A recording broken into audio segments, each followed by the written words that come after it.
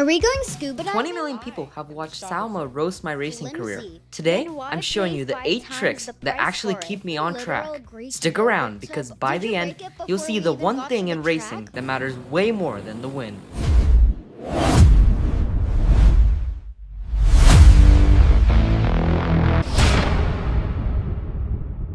So, how fast does your kart actually go? It's just a lawnmower engine, right? My lawnmower engine can actually pull 2 Gs in the corners. Can yours? Do you break engines so often you need a whole other shelf of spares? We thoroughly test each engine and use the fastest ones on the most important races. The other ones we use for practice. So yes, it's a lot of engine swapping. It's just like a go-kart in an amusement park, right? 15 minutes in this is like 2 hours in the gym. Does 112 octane make the kart go faster? No. Then why pay 5 times the price for it? Octane is resistance to detonation. 2 strokes run on such extreme compression that regular fuel ignites before the spark plug even fires. 112 survives long enough to burn correctly and to prevent engine knocking. This makes the engine serve longer.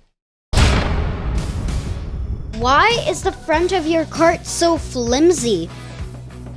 The plastic is all wiggly and loose. Did you forget to tighten bolts somewhere? It's actually supposed to be like that. If the bodywork was rigid, it would snap the moment that I hit a curb, and it would stop the frame from flexing through the corners. So you're telling me you're racing a 70-mile-per-hour bowl of jello? Pretty much. It keeps the car from shattering when things get bumpy. Where's the suspension? The suspension is the metal frame bending. I am the shock absorber. Why are we carrying a bunch of metal pipes? Is the trailer's plumbing broken or something? These are rear axles. Switching to stiffer or softer axles is how we tune the chassis to handle different tracks and track conditions. Are we going scuba diving? Isn't this a literal diving weight in your seat? I wish. This is actually ballast. I'm too light for my own weight class, so I have to bolt this on my cart. If I come in the scales after the race even 1 pound short, then I instantly get disqualified. It's like bolting on the win. There's tape all over the radiator. Did you break it before we even got to the track? Or is this some kind of DIY repair? This is the curtain. I actually removed some tape mid-race, like so, to keep the engine temperatures in control. Too cool and I lose engine power. Too hot and my engine blows up. Is this a literal Greek yogurt tub on your motor? It's organic, adds extra horsepower. This is a rain hood. If water gets into the intake, then the engine bogs down and I lose the race. The yogurt tub works, but now switching to this Clinton racing hood. It mounts right on with no tiny screws to loosen the grass. You and the other guy were ahead of everyone. Why didn't you just pass him? It's not that simple. You had the whole race to figure it out. One wrong move and we both DNF.